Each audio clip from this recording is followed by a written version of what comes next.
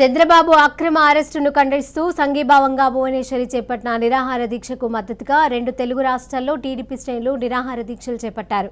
Kukatpally Hydernagar division పరిధిలో Satavahana colony ఆధ్వర్యంలో నిరాహార దీక్ష చేపట్టారు. ఈ సందర్భంగా అక్రమ కేసులు పెడుతూ ఇబ్బందులు పెట్టినంత మాత్రాన ప్రజలు నమ్మరని అన్నారు. ప్రజల చేతిలో ఇబ్బంది పడే రోజులు జగన్ ప్రభుత్వానికి వచ్చాయన్నారు.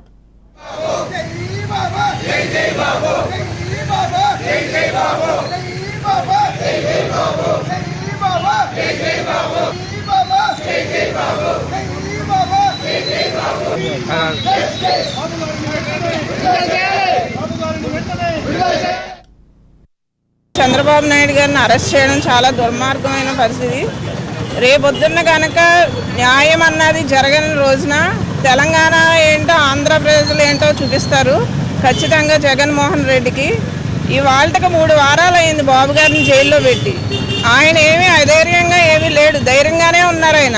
ఆయన ధైర్యంగా ఉన్నారు కాబట్టి మేము కూడా ధైర్యంగా చేస్తున్నాం. ఇక్కడ మీరు భయపడాలే తప్ప జగన్ మేమెవరం భయపడం.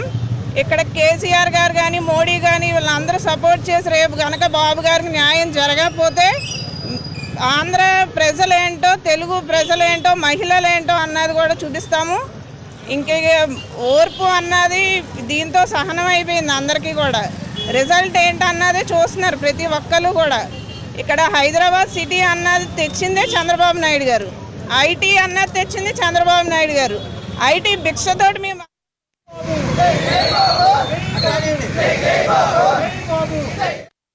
ఆంధ్రప్రదేశ్ మాజీ ముఖ్యమంత్రి నారా చంద్రబాబు నాయుడు గారిని అరెస్ట్ చేసి 22 రోజులు అయింది.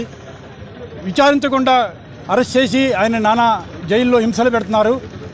ఏం జరుగుతుందో అని ప్రజలకు భయంగా ఉంది. అందరూ ఆందోళన చెందుతున్నారు. ఈరోజు జైల్లో ఆయన నిరాహార దీక్ష చేస్తున్నారు. ఆయనకి తోడుగా నారా భువనేశ్వరి గారు కూడా నిరాహార దీక్ష చేస్తున్నారు. దానికి తోడుగా మహిళలు మా ప్రతి కాలనీలో కూడా ప్రజలందరూ ముందుకు వచ్చి వాళ్ళకి సంఘీభావాన్ని ప్రకటిస్తున్నారు.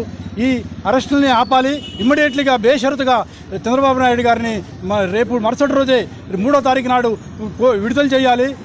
ఈ అరెస్టులను చూస్తుంటే అసలు భారతదేశంలో రాజ్యాంగం ఉందా, న్యాయ వ్యవస్థ సరిగ్గా సాగుతుందా, ఏం జరుగుతుందో, అసలు ఎవరు దీని వెనకాల ఉన్నారు అనే విషయాలు కూడా ప్రజలకు చాలా ఆందోళనగా ఉంది.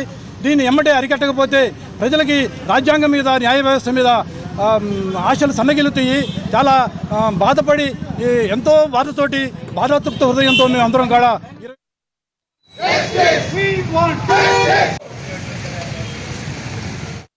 నాయుడు గారు 14 సంవత్సరాలు ముఖ్యమంత్రిగా పనిచేసి 14 సంవత్సరాలు ప్రతిపక్ష నాయకుడిగా పనిచేసిన ఆయన్ని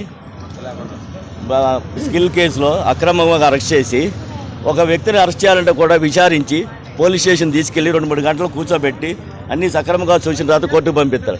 అటువంటి వ్యక్తిని అర్ధరాత్రి కాడ వెళ్ళి 1 o'clock వెళ్ళి ఇంటి దగ్గర హరాస్మెంట్ చేసి పొద్దున 6 గంటలకు అరెస్ట్ చేసి పొద్దున 24 గంటలు రోడ్ల తిప్పి సాయంకాలం కోర్టులో ఈరోజు న్యాయ వ్యవస్థ కూడా టోటల్గా న్యాయ వ్యవస్థ కూడా ప్రజలకు అనుకూలంగా లేదు.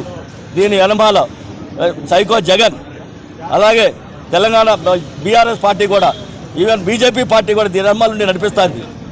ఈరోజు గాంధీ జయంతి రోజు మేమంతా నిరసన చేస్తున్నాం కాబట్టి రేపు పొద్దున చంద్రబాబు